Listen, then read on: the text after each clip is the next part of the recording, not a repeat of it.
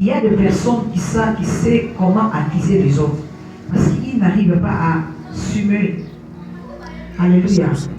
Un homme responsable, c'est celui qui sait assumer ses actions.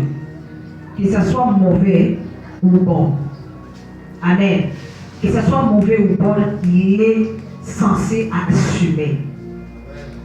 Une personne responsable ne parle pas n'importe comment. Quand il parle en conséquence. Il sait qu'il est responsable de tout ce qui tombe de sa bouche. Alléluia. Il y a des fois, moi je ne supporte pas quand quelqu'un dit je ne savais pas. Amen. Quand tu poses des actions, tu dois en être responsable. Amen. C'est ça, être garant de quelque chose. Garant même de quelqu'un. Comme un père, il est garant de ses enfants. Amen. Il doit veiller à leur éducation. Il doit veiller sur leur vie sociale, leur éducation. C'est ça la responsabilité. Un père qui donne la vie à un enfant et il ne sait pas comment prendre en charge sa vie, sa scolarité, son éducation, il n'est pas responsable. On dirait que ce père-là est irresponsable. Amen. Une mère qui a donné naissance à un enfant où elle ne sait pas comment éduquer cet enfant, comment nourrir cet enfant, comment élever cet enfant, c'est une mère irresponsable. Alléluia. Et quand même tu vas à l'université ou à l'école, tu ne sais pas comment répondre à tes devoirs comme étant étudiant ou élève. Tu es un étudiant ou un élève irresponsable. Un élève ou un étudiant qui étudie et il ne sait pas pourquoi il étudie est un étudiant irresponsable. Amen. Amen. Amen. C'est ça. C'est la responsabilité. C'est une obligation de répondre de ses actions ou celles des autres. Celles des autres, c'est comment j'explique. C'est comme nous sommes à la jeunesse, il y a quelque chose qui s'est passé entre les jeunes. Le président, peut-être il était là où il n'était pas là. Mais on va l'appeler pour lui dire qu'il s'est passé quelque chose entre les jeunes. C'est à lui maintenant de savoir qu'est-ce qu'il doit faire et quelle explication il va nous donner. Amen. C'est ça la responsabilité. Être garant des actions même des autres. Quand on te donne une responsabilité, on te confie une tâche, c'est ça ta responsabilité. Les parents t'ont envoyé à l'école, on t'a dit va étudier, on t'a donné cette responsabilité d'étudier et de ramener le diplôme à la maison. Amen. Pas seulement, moi je dis toujours, pas seulement de ramener le diplôme, mais d'amener tout un bagage. Amen. Amen. Parce que les étudiants, les gens qui étudient aujourd'hui, ils préfèrent amener le diplôme mais sans bagage. Amen. La responsabilité, c'est ça, être garant. Tu dois être sûr de ce que tu fais.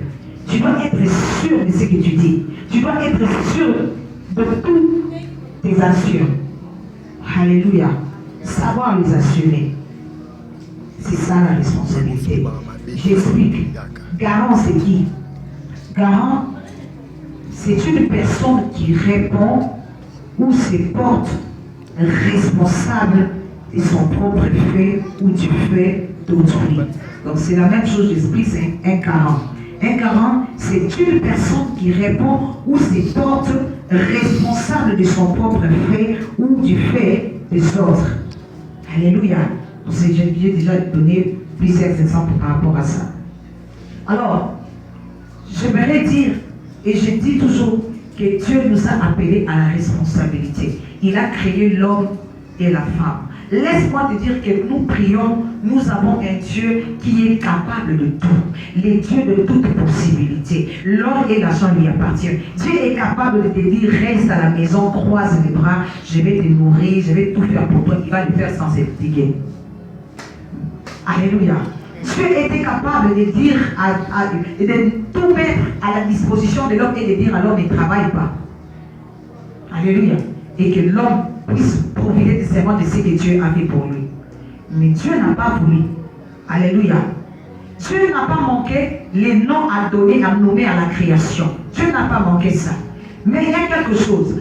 Dieu nous a créés, il a déposé toutes choses en nous. Amen. Nous sommes tout un jardin qui est rempli de choses, rempli de richesses, rempli de biens. Alléluia. Dieu a déposé beaucoup de choses. Dieu a déposé beaucoup de choses. Et c'est moi-même l'autre fois quand j'ai parlé, une des bonheurs que tu cherches ailleurs se trouve en toi.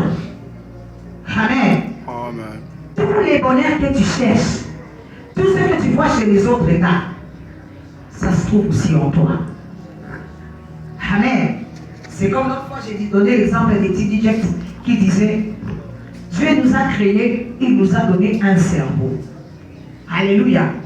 Il a donné toutes choses, donc comment il a mis la création, il a mis les arbres, toutes choses à la disposition de l'homme.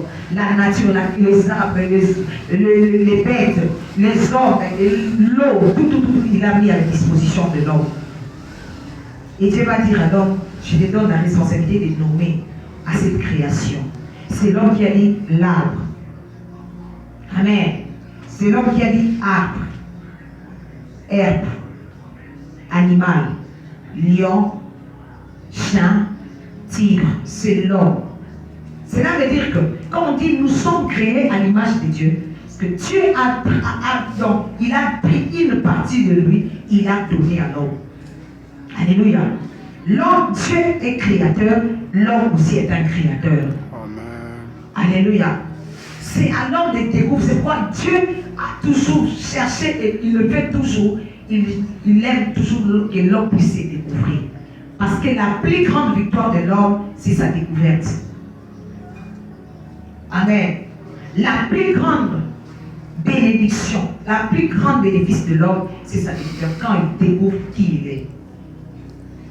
Et de quoi est-ce qu'il est appelé à faire. Amen. C'est ça. Et Dieu nous a créés